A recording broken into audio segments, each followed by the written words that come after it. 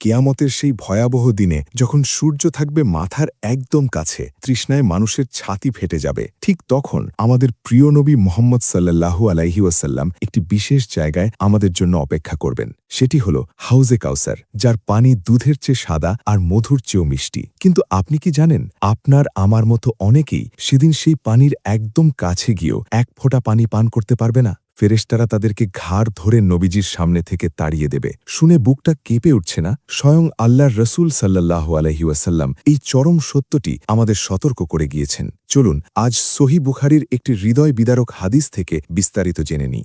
হাদিসটি বর্ণিত হয়েছে ইসলামের অন্যতম শ্রেষ্ঠ হাদিস গ্রন্থ সহিহ বুখারী থেকে, যার হাদিস নম্বর ৭০৪৯। ইমাম বুখারী রহিমাহুল্লাহ এই হাদিসটি তার উস্তাদদের সূত্রে বর্ণনা করেছেন। হাদিসটির মূল বর্ণনাকারী হলেন বিখ্যাত সাহাবী হযরত আব্দুল্লাহ ইবনু মাসউদ রাদিয়াল্লাহু। তিনি বলেন, নবী করিম সাল্লাল্লাহু আলাইহি ওয়াসাল্লাম ইরশাদ করেছেন, আমি হাউজে কাউসারের নিকট তোমাদের আগেই হাজির থাকব। কিয়ামতের দিন তোমাদের মধ্য থেকে কিছু লোককে আমার নিকট পেশ করা হবে, কিন্তু আমি যখন তাদের পানি পান করাতে উদ্যত হব, ঠিক তখনই তাদেরকে আমার নিকট হতে ছিনিয়ে নেওয়া হবে। আমি তখন ব্যাকুল হয়ে বলবো, হে রব, এরা তো আমার সাথী, আমার উম্মাত। তখন আল্লাহ তাআলা বলবেন, আপনার পর তারা দিনের মধ্যে নতুন কি ঘটিয়েছে বা বিদাত সৃষ্টি করেছে তা আপনি জানেন না। প্রিয় দর্শক, একটু কল্পনা করুন তো, কিয়ামতের ময়দানে কোটি কোটি মানুষের ভিড়ে নবীজি আপনাকে আমাকে চিনে নেবেন। তিনি হাত বাড়িয়ে আমাদের হাউজে কাউসারের পানি পান করাতে যাবেন, কিন্তু ঠিক সেই মুহূর্তে কিছু মানুষকে ফেরেশতারা ধাক্কা দিয়ে দূরে সরিয়ে দেবে।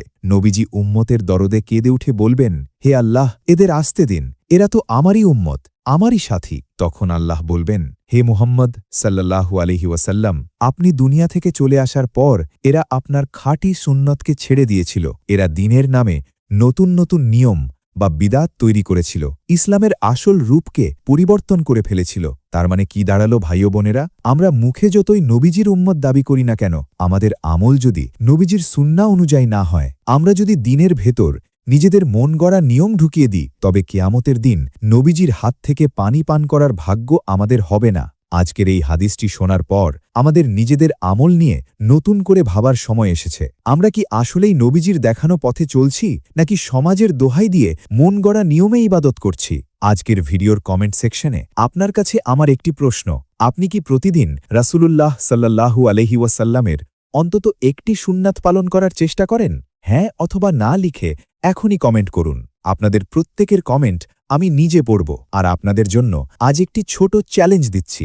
আজ থেকে আগামী ৭ দিন আপনি আপনার জীবনের অন্তত একটি ভুল বা মন গড়া আমল বাদ দিয়ে সেটির জায়গায় নবীজির একটি খাঁটি সুন্নাত আমল করা শুরু করুন। হোক সেটা খাওয়ার সুন্নাত, ঘুমানোর সুন্নাত কিংবা কথা বলার সুন্নাত। এই সুন্নার চর্চায় কে কে আমার সাথে এই চ্যালেঞ্জে সামিল হতে চান, কমেন্টে লিখুন, আমি চ্যালেঞ্জটি নিলাম। আল্লাহ তাআলা আমাদের সবাইকে বিদাত থেকে দূরে থাকার এবং খাঁটি সুন্নাত অনুযায়ী জীবন গড়ার তৌফিক দিন। কিয়ামতের দিন নবীজির হাত থেকে হাউজে কাউসারের পানি পান করার সৌভাগ্য দান করুন। আমিন।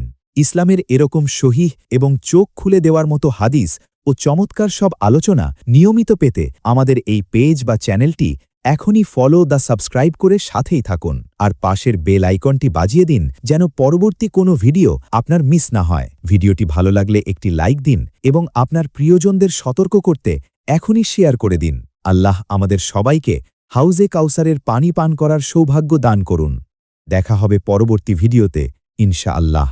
আসসালামু আলাইকুম ওয়া রাহমাতুল্লাহি ওয়া বারাকাতুহু।